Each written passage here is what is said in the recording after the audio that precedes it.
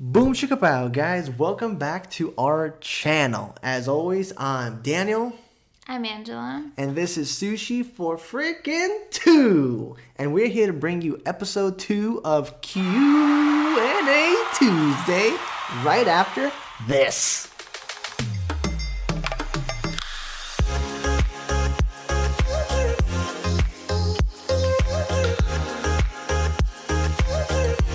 And we're back just like that. So, what we have in store for you guys is episode 2 of Q&A Tuesday. And Angela has prepared for us 4 questions to ask on this episode. I don't know what they are. Every time she looks at the list, she's always laughing. So, it has to be good. I'm not laughing. You were like... So, with that being said, let's just jump right into our Q&A Tuesday. Question number 1. Okay. What is the craziest dream that you've ever had? Craziest dream? Mm-hmm. I have to take the lead? Yeah. Okay, so I would say that probably the craziest dream, actually dreams, because it was the same thing over and over again, was my nightmare. Mm-hmm. And make sure to comment down below what your craziest dream or what was your craziest nightmare. So for me, my craziest dream / nightmares was always the same. I fell asleep and I would wake up randomly in front of a closet. And the closet had a door, and out of nowhere, the light would turn on. Okay? And, in the dream, bless you. Thank you very much. In the dream, Mm-hmm. Basically, like I said, the light would go on in the closet, and I feel tough. These dreams started probably when I was around 5 or 6, and they actually continued until probably into middle school. Mm-hmm. It was always the same thing. The lights would go on, I would feel tough, and even at that time, even though I never cursed, in my dream, I always cursed because I was ready. I was basically doing a war cry. I would be screaming at the top of my head, like, who are you? Like, what are you doing in there? Like, I'm coming after you. Don't you dare try to do something. And out of nowhere, the door would open. And the only thing that ever fluctuated behind these doors was what was behind that door. The older I got, the more it became like an actual being. But in the beginning, it used to be like, for example, like when you wear a suit, like for men, obviously, and you have your blazer and like your part of your shirt sticking out from underneath. So that's basically, it was a hand with like that end of the suit with the jacket floating, and like a bow tie floating. And that thing would run after me and, to be honest, killed me. And the second it would hit me, I would wake up in paralysis. I think there was piss everywhere. I honestly think it was just bad, because I just remember doing doggy paddles and doing the frogs, trying to keep afloat, and what just happened in my bed. But I would say that's probably the craziest dream, because it was like that for a while. It was either a closet taunting me, I would run in, I would just get paralyzed and killed, or I would be sitting in the living room, and out of nowhere, that monster being would scream and say it's coming after me, and I would see it come down the stairs. And what's the craziest thing is if you think about it with your head, that dream always changed locations. Basically, every time I moved, the dream took place where I lived, but it was always in the closet of where I lived. So even though I moved from New York to Miami, from a house to an apartment, where even in the rental in Miami, it was in my parents' room in their closet. In New York, it was in my parents' room in their closet. When I moved to the place where my family lives at now, it was in their room in the closet. So, long story short, that was the craziest dream, because it was always the same nightmare. It always came after me, and it did not stop until I was probably going well into 7th grade, probably. Wow, That's crazy. Yeah, so if you guys have any crazy nightmares or dreams to share with us, please comment down below. What about you? I honestly don't even know how to answer. I think I have two kinds of dreams. I have like nightmares, then I have crazy dreams. But if we're talking about like the craziest dream I've ever had, I think I actually had a really weird one recently. My little sister was like a hypnotized like robot, and she was killing people, and it was just really weird. And I remember I tried to like get her to stop, but something hypnotized her, and she became like a monster. I don't know. And I woke up because I was really scared because my little sister is so cute.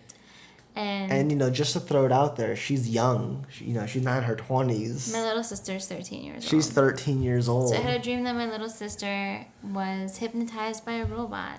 Not by a robot. Hypnotized and turned into a robot. And I was like, what are you doing? And she just was like going nuts and wreaking havoc on society. Was she like the character from the Wolverine movie, Logan? If you remember when we watched that? More or less, yeah. She was just like flying around, killing everything. Killing people, killing things. I don't even know how it stopped. I don't know how it ended because I woke up because I was so scared. Oh my goodness. Yeah. Mm-hmm. Speaking of your sister, do a little shout out. If you guys want to go see her YouTube channel, it is Mellow Mochi. We're gonna link it down below. Give it a chance. Go look at her videos. Her channel is actually popping off, and it's amazing content. Thank you for that. Little shout out. So, with that being said, let's go into the second question. Yes. Do you have any hidden talents? Hidden talents? Yeah. Me? I don't even know. Hidden talents? Mm-hmm. Well, I can tell you guys my talents. One of my talents is I know, like, the name of, I don't even know, every spice that's ever existed. Don't ask me how. I haven't tried them all, but I just know about them. And I was actually, when there was, I don't know how many years ago, but that trivia game, I forgot what it was called. It was a trivia game where you would like answer questions in categories by state and by area. And I was doing the spices category, and I was like #1 in Florida. And I don't know how. And then my other hidden talent. That was the game with Ryan Seacrest? No. Who was the host of it? There was no host of it. It was just a trivia game. Oh, okay. And then my other hidden talent is I can like fold my tongue. Wait. You're gonna have to do it on camera now. I did it. Oh my God, I can do that. No, you can't. No, you can't. Yours sucks. You can't do it. Mine's like perfectly perfect. Yours is bad. Yours is perfectly perfect? Mm-hmm. Yours sucks. Oh my God. You know mine was better. Oh my God. What's your hidden talent? Alright, hidden talent. Come on. I've been trying to figure it out. Alright, let me further elaborate then. I'll share two things. One I'm currently working on, one I would assume that I'm proficient in. So for that one is definitely computers. I actually got my first job when I was 15 years old, and I collected 5 paychecks, which spanned probably about 2 months, I would say. 2 or 3 months for 5 paychecks, cashed all of it, every single dime, into newegg.com. Ordered all of my parts. I remember back in the day, that was like, the best graphics cards for anyone here that knows graphics cards. The GTX 680 at the time, which was one of the best versions. It was like crazy. It was like 2 graphics cards in one. It was nuts. It was like almost $700, and at the time $700 was ridiculous because cards now and phones now are already over the thousands. But I remember sitting there, 15 years old, just trying to figure out what the heck a screwdriver was. I was ready to build a rig, but at the time I didn't even know what a screwdriver was, what a Phillips head was, anything. But ever since then, building computers, taking them apart, anything IT related was always something I really had passion for. The most recent thing going forward that I'm working on. So I guess it's hidden because nobody knows about it yet. Is definitely photography. I've been trying to learn so much about it. Like, I even started looking at videos and all the different types of guides on how to use the camera and playing with the lights and, all the different compositions. So that one's still in the works. Not ready to start a photography business. That's awesome, though. But, working on that right now. So we'll leave it at that. Once I get a better hidden talent, I'll update you guys. Okay, the next one's a little personal. Personal? Do you hold grudges or do you forgive easily?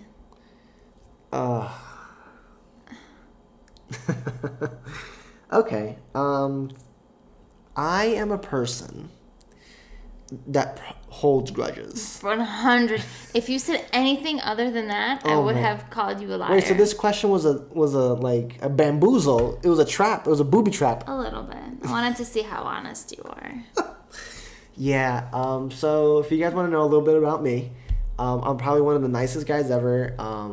But if you for some reason do me wrong, obviously if it's by accident, that's a different conversation. But if you do me wrong, I believe that you had your one shot, you had your one chance, and for me to just forgive you for doing something on purpose, something out of your way to either harm me or to come at me, Or it doesn't hurt you. work. Yeah, or hurt me that. It's not gonna fly because at the end of the day, you just showed your true colors. And I don't have time, or we only have this one life on the planet. Like, I'm not here to deal with your issues or deal with the drama that you're causing for me. Because if that's how you act, trust me, I can find someone much better, that's much friendlier, and all of the above. Now I don't have to deal with you. I think that's a very sophisticated answer. But that does not mean I'm rude or mean. I'm just saying that that's just one of my core philosophies that has been helping me to get me where I am today. Period. Mm-hmm. But you, on the other hand... My answer is that I forgive easily and I do not hold grudges. I am the complete opposite. I hold grudges maybe in the moment. Like if you do something like in the morning... I'm going to remember it in the evening. I'll be like, remember, why are you hugging me now? Because in the morning you said this about me. But when it comes to the long term, I can 100% say I forgive because I understand that everybody makes mistakes. I know that I 100% do. I'm definitely not perfect, not even close to it. And if I do wrong somebody, like even unintentionally, because I have a way of sometimes maybe saying something in a way that might hurt somebody, or some of my actions might not make sense. Sometimes I might do something and not even think about the consequences it might cause to the other person. And because even I am not perfect, I understand that everybody makes mistakes, and no matter how much somebody hurts me, I am the kind of person that I will always give a chance to a person, like, to explain to me and to wrong their rights, because that's what I would want in my life. Like, if I do mess up, I expect somebody to give me the chance to hear me out and to understand me, because one mistake, no matter how grave it could be, it doesn't define me as a person. Obviously, if it comes down to, like, somebody cheating, I'm out. I have respect for myself, but if it comes to somebody saying something hurtful or saying something mean to me or something, like, I will 100% always hear the other person out. But if it's not like I'm not a pushover, but when it comes to maybe saying if I feel disrespected, or even if, like I just said, like cheating, or like if I know that somebody I love or somebody's close to me is saying hurtful and disrespectful things behind my back, I'm out too. It's always at the expense of my dignity. And if somebody is like saying something about me that I love somebody so much, or like I care about somebody and they say bad things about me, I'm out, but I definitely forgive easily. I forgive everybody for everything, because I would want the same for me too, because you learn from your mistakes and you can only get better in life if you make mistakes. So that's my 2 cents. So we are complete opposites when it comes to that answer. So I think we should share one little fun fact. And we started to talk about our relationship in our last Q&A Tuesday. So make sure to go check that out if you want to see the other question that we answered, giving a little bit more information about us in general.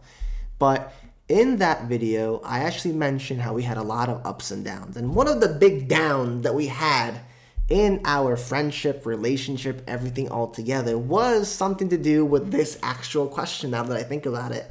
And Angela is very quick to forgive, but as you guys can tell, as I already alluded to basically in the last, few minutes, I am not easy to forgive. I do hold a grudge, and that is exactly what happened between her and I.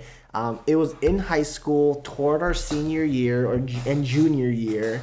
To this day, something just happened. The world's aligned. The moon was just extra bright, and something happened between us. And basically, I did not talk to Angela for over a year. Remember, if you watch that video, we lived across the street from each other.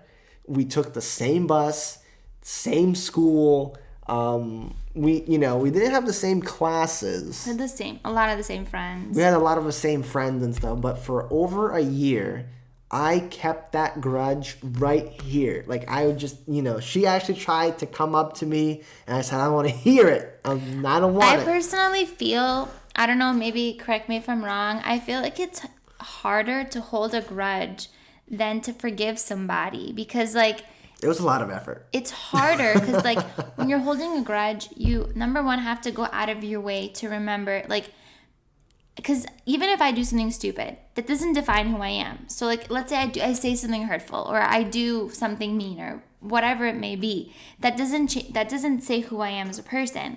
So, let's say, like, 2 weeks down the line, once emotions have cooled and you forgot about the fight that we had or something, it's hard. It's easier to just be like, look, like, we were both stupid. Like, let's just move on.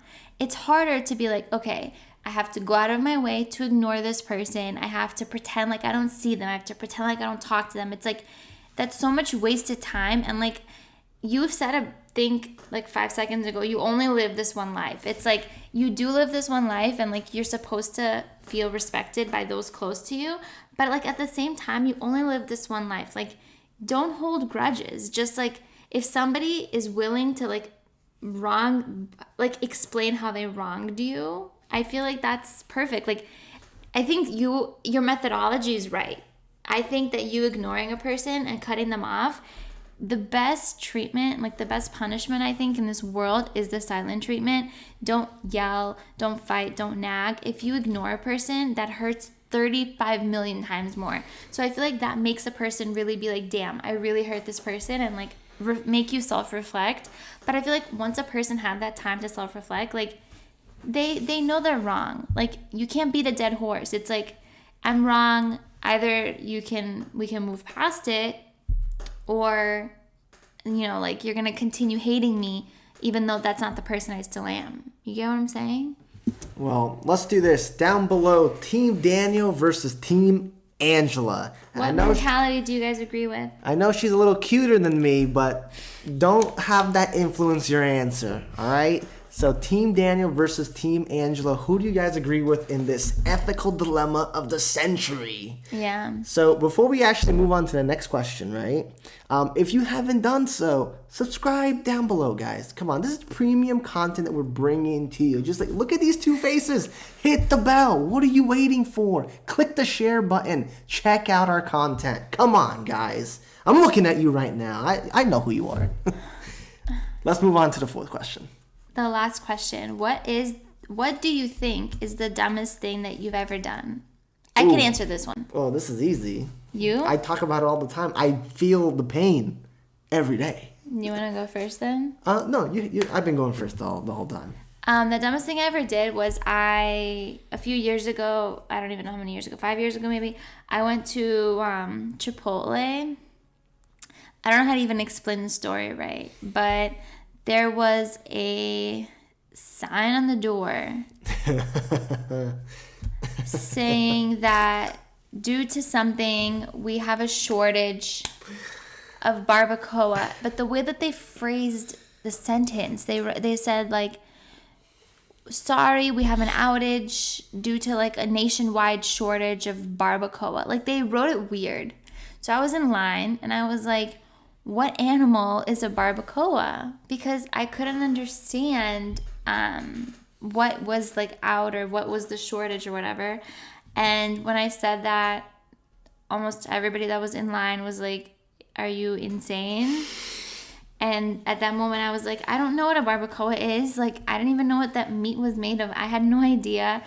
And they said, obviously it's cow, but barbacoa is a type of food. So I was just standing in line and like... Well, the employee was behind you, right? The employee was in front of me. Oh, the employee was in front of you. There was like a regular customer, patron, whatever, was behind me and in front of me. Like, it was just such a mess. Everybody thought it was stupid. And the problem is, like, when you do something stupid, you kind of can like run away from the situation. But I couldn't because they were in line with me. So that was the stupidest thing ever. The dumbest thing I've ever done, I think. Saying barbacoa is a four-legged animal? Yeah, for sure. We actually have a very juicy Chipotle story, and if you guys want to hear it, we need to get 20 likes on this video. Just throwing it out there. So, the dumbest and stupidest thing I did, and I already alluded to it, I still pay the price till this day. I was 6 years old, so, little boy, 6 years old, in New York, who always was going around town just like, just doing bad things, because I like to do bad things back in the day. Define bad things. Just being a rascal, just like okay, causing havoc. It doesn't mean bad things. It means like jumping and like climbing things, like not just like breaking things. Like if it's like bad things means like robbing banks. I'm 6 years old, okay? But bad things. I'm not getting married. I'm not gonna be robbing banks at 6. All right, take it or leave it, sister. All right. Now back to the story before I was rudely interrupted. All right, rude. Point for Team Daniel. Just remember that going forward. I was 6 years old, and my cousin, she had a basement. And obviously, a lot of places in New York, a lot of homes had a basement. And in that basement, we had a mattress on the floor. Why was there a random mattress there? I don't know. But basically, I saw a very golden opportunity. Next to that mattress was two things. A wall. On the wall was a shelf. Now, the shelf was kind of built into the wall, but it was probably about 6 to 7 feet off the ground. And it was enough space between that and the ceiling for me to stand on it. So from there, if you try to picture this going forward, okay? I'm standing there on a ledge. Right next to the wall is a mattress. And then right next to the mattress was an inflatable chair, okay? Now, this is where it gets really interesting because you guys didn't see this coming. Typically, a person would want to jump up and down on the mattress and just have some fun. But for some reason, the rascal that I was, I decided that I want to jump over the mattress and land on an inflatable cushion instead of the other way around. So I jumped. I to this day, I felt like I did like a dolphin dive right down into it. Let me tell you right now, if that was the Olympic event, I would have gotten a 10 out of 10 for landing and posture and form, because I went in, landed on the inflatable cushion, and I thought that was gonna be it. I thought that was the end of that. But the story continues for some reason. I'm gonna tell you why, because it's called physics. Okay? Once I landed on the inflatable cushion, it's something called gravity and just like what's the word? Just like a rebound type of effect that just happened. And what happened was all that pressure and all that weight that I had. Stop screaming. Anyways, you're like getting so excited. I'm like, Jesus Christ. Well, continue. I'm sorry. Go. You see, there goes my momentum, everybody. I'm sorry. Speaking of physics. My water's vibrating from your excitement. Okay, continue. Well, point is, I landed onto the chair. Rebound. Physics, momentum, gravity. I was chubby, so my blubber. You were not chubby, were you? I was. I ate everything I possibly could back in the day. Oh my God. And what happened was, instead of just sticking to that seat, it launched me back into the air.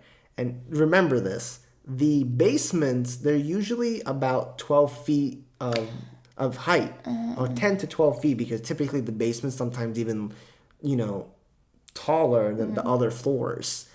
I launched so high in the air. What is this cushion made out of? It was just an air cushion. I launched so high into the air, right? My nose, which is crooked, I don't know if you guys can see, but it's crooked. So this is proof, living proof this happened. Launched me into the air, okay? I hit my nose against the ceiling. It cracked. It didn't crack, but it's crooked. It's hard to show on camera right now.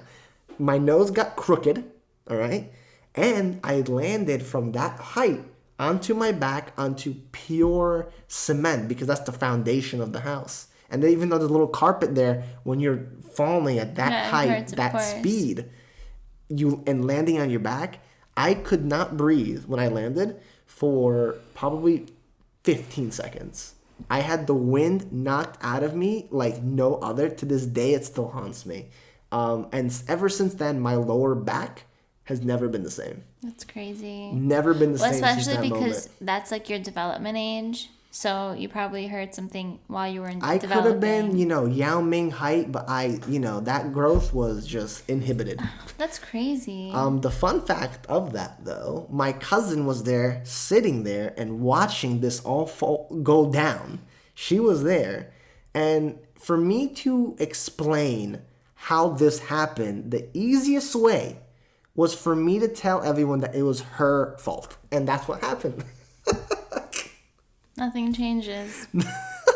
It was all her fault. I said she made me do it. She told me to do it. And all of the above. I remember my aunt said, "What happened? Why would you do this?" And all I had to do was point my finger at my cousin. And that was the end of that situation. Poor cousin of yours, Daniel. Well, did we cover all the questions? Yeah, that's it for today. That's all the questions. So, guys, remember, subscribe down below. Hit that notification bell. Follow us on Facebook. Oh, actually, not yet. Not yet Facebook. Soon to come. Instagram, Twitter. Go to our blog post. And always check out our other videos and leave a comment down below if you have any of your answers to answer our questions. And let us know if you have any questions that you would want us to answer too, and what you think about our answers. Yeah, like what do you guys think about the video overall, our answers, and how do you guys relate? Because we're trying to build a whole brand and a community with all of you. So with that being said, without further ado, thank you guys so much for watching, and until next Tuesday for Q&A Tuesday. See ya. Bye.